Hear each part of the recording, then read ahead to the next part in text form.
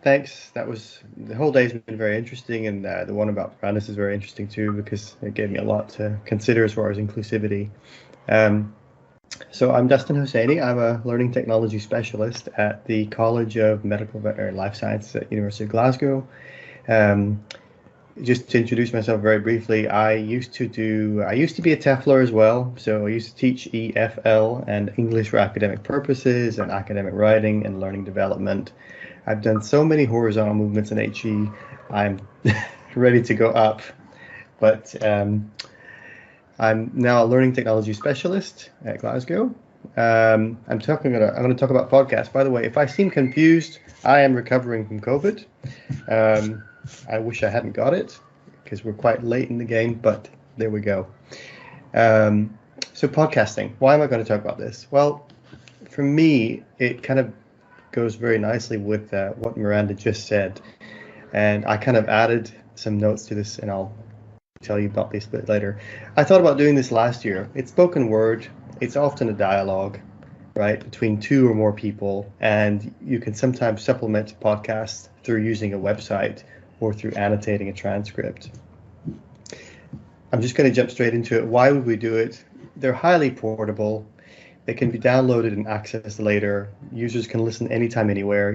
Think about where our students are usually, and think about where they maybe have been the last year, right? In their beds, their flats, apartments, on a train, if you wish, in the park, and so on and so forth. They also help us to get away from screens. So if you're going on a long walk, a hike, a drive, a train ride, perfect, right? Especially when you don't have accessibility to, especially when we don't have internet access. Now, I added accessibility a bit later today, actually, because I was thinking back and I was like, well, they are incredibly accessible because since we have to often transcript a lot of things for higher education, at least in the UK, I don't know about the US or other parts of the world yet, by default, they end up becoming accessible, and that means we can read them. Students will probably read them. And actually, from my experience, I worked at Lancaster University Management School before.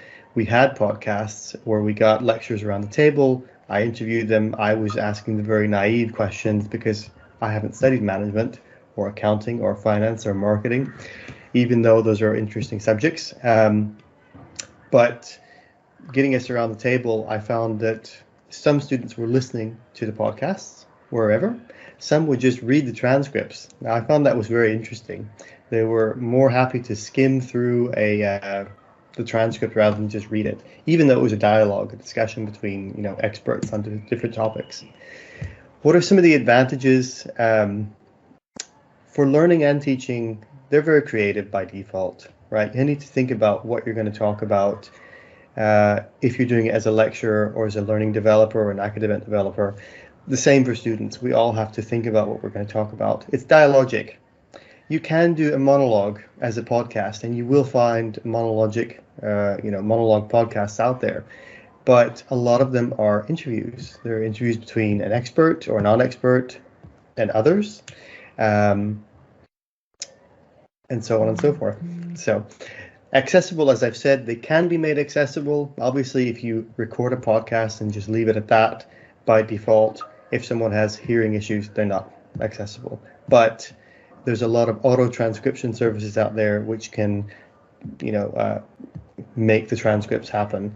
Or if you have a budget, get students to do it. It's a great skill. It's a very monotonous skill, I must admit, but it's a great skill because if those students are ever going to create their own materials, go into further education, research, and so on and so forth, and do interviews, they're going to have to transcribe. And if they don't have a budget themselves, they'll have to do it. Proximity, as we know, where you create podcasts doesn't matter. I'm in Glasgow. When I was doing my own podcast last year as a result of COVID, I was interviewing people all across the UK, but also all across the US. The world, the US and Canada. So time is the only thing that we have to really think about now. When are people willing to wake up and be, someone's going to have to give and take. Someone might be up at 8, the other might be at 8 p.m. Storytelling. It's great for storytelling. Interviews by their nature are stories being told, and if they're interesting, which is a kind of a wild card, you can captivate the listeners and help them in some way. I launched my own podcast last year. I've kind of let it go because I started a new job and I'm a part-time doctorate student, so I'm working 2 jobs effectively. But the whole goal of it was to kind of get people's stories about learning and teaching, to see what they were doing, how did it go, so on and so forth. Assessment. Some people may be interested in this. By the way, I can't see the chat. As soon as I stop presenting, I'll see the chat. But at Lancaster, we were able to get students to create their own podcasts. And because you don't necessarily need to be in the same room, as a result of COVID, the students who had finished pre-COVID were fine. The students who finished post-COVID lockdown in the UK were also fine. They were able to figure it out. They were able to either jump on Teams or some other system or service and record each other remotely. Of course, the main issue was perhaps if they were at home. You can probably hear the school children outside. For me, that's not really a bother. That's actually quite interesting to hear noises in the background.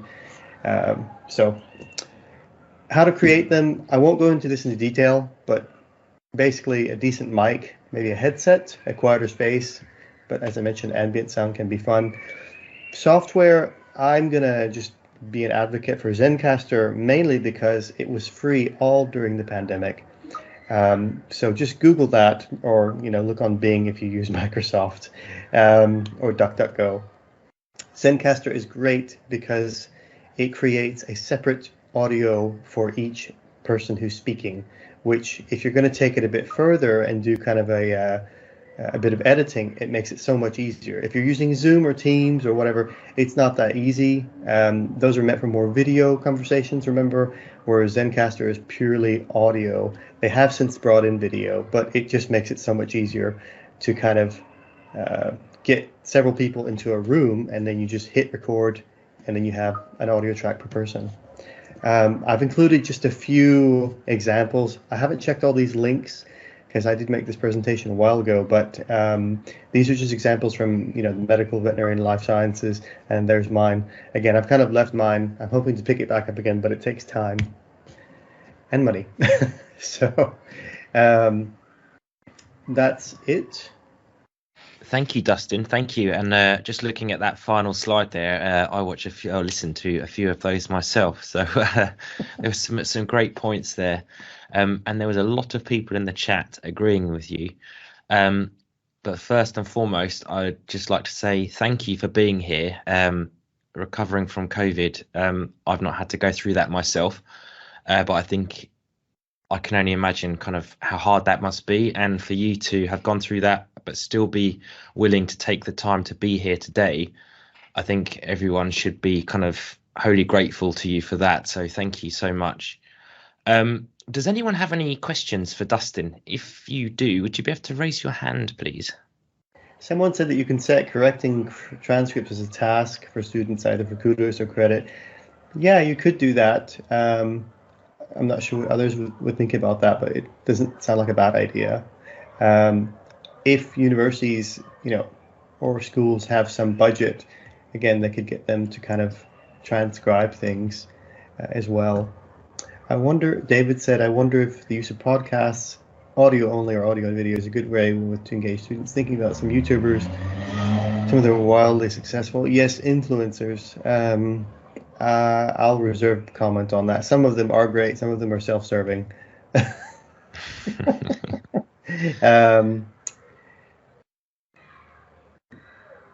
How do you so clarify any confusion about student learning? What works in podcasts is to have guests with opposite view on a topic. Yes, this can encourage student reflection and learning. And yes, exactly what Dan said. And again, when I did the kind of groups at Lancaster, we purposely put students of different subjects into different groups. So accounting, marketing, leadership, entrepreneurship, all the different subjects that Lancaster has, to try and mix them up, because the problem with most kind of subjects is subject teachers will teach them as if they're going to go and end up doing marketing. Some of these students come to the UK, especially because their parents asked them to, and then they will never do marketing, right? They will do something else, like run their own family business, or they might end up going into art or teaching or something else. So this was, for me, a particularly important point of mixing the groups together. It was for all first-year students, I didn't say, so it was kind of a community building exercise as well, because it was very far-fetched. I'll say that. I'll be humble. We had 1,000 students on that module, and the dean wanted us to create community. So how do you do that? You kind of put them out with their subject groups so that they can kind of learn to empathize with each other. Because when you go into a business, right, you're going to work with different kind of people, right? You won't just work with a bunch of marketers. You'll have everyone there. You'll have administrators, different subjects, and so on and so forth. I see Alexandra has put something. Thanks very much.